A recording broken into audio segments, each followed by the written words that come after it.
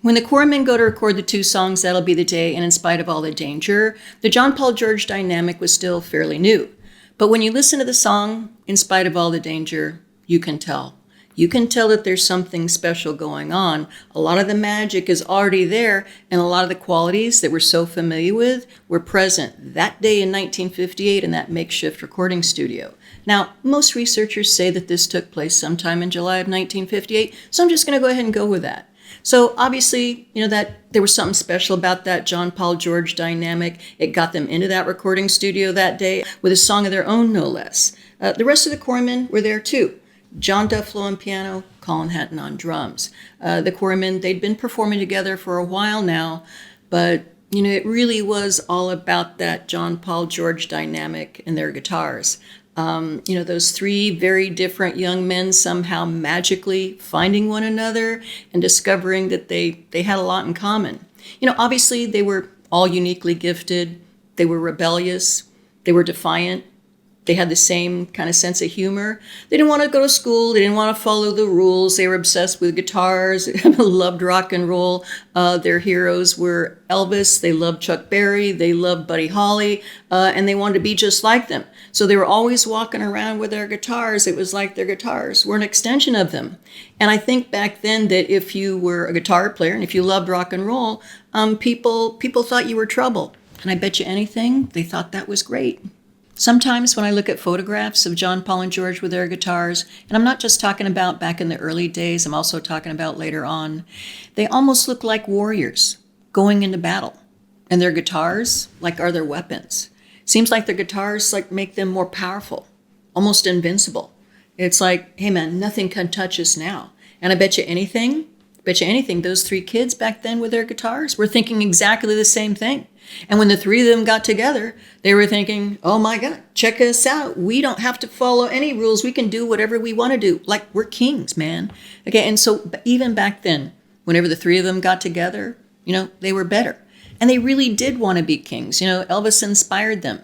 It was Elvis's 1956 Trying to Get to You that inspired Paul to write In Spite of All the Danger.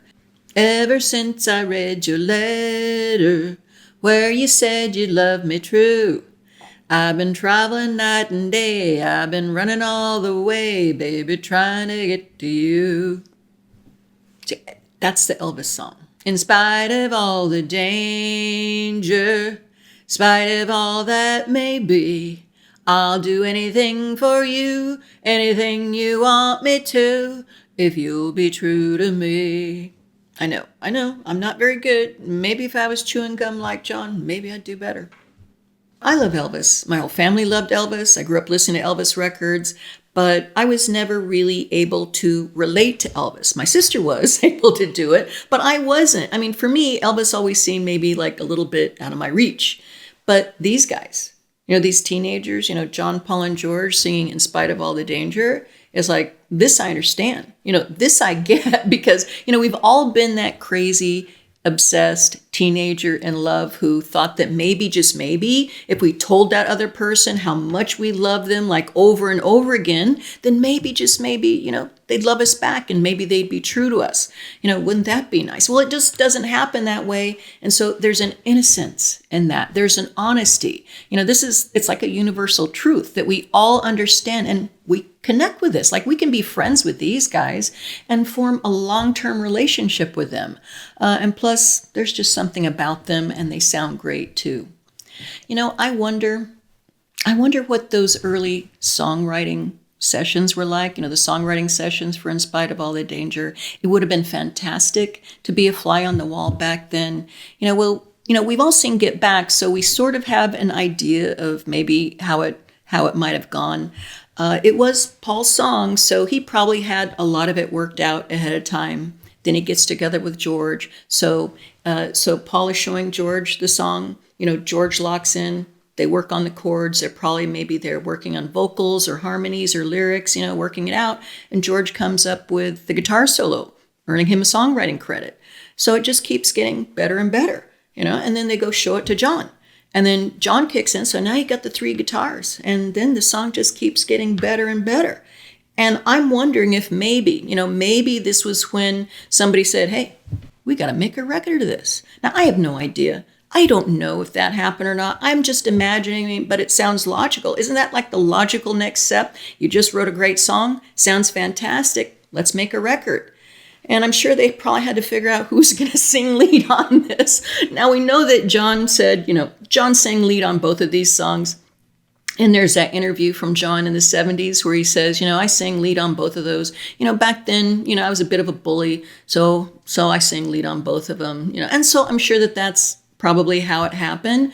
But, John did sing lead on a couple of Paul's songs, back when they were the Beatles, too. Now, I really don't think that the song, In Spite of All the Danger, is truly remarkable, like on its face. But I do think it's remarkable because of what each of these guys brings to the song and the layers that each of them add to it and how they all blend together so well, making that magic. First of all, you have George's melodic riff, tugging on your heartstrings right away. And it's extra poignant to me because I always imagine his tobacco-stained fingers, picking that guitar and getting us ready for a very heartfelt song. But I really don't think anything could really get us ready for a 17-year-old John Lennon lead vocal. Even back then, he was very powerful, clear, gritty, emotional, like very John. And Paul harmonizing perfectly with John, those contrasting vocals, adding depth, to the song. And of course, George's distinctive backing vocals and his guitar solo. I bet you anything, George worked really hard to get that guitar solo just perfect so he could be, just as good as John and Paul. I think that George adds an innocence to the whole song that contrasts wonderfully with the maturity of John and Paul.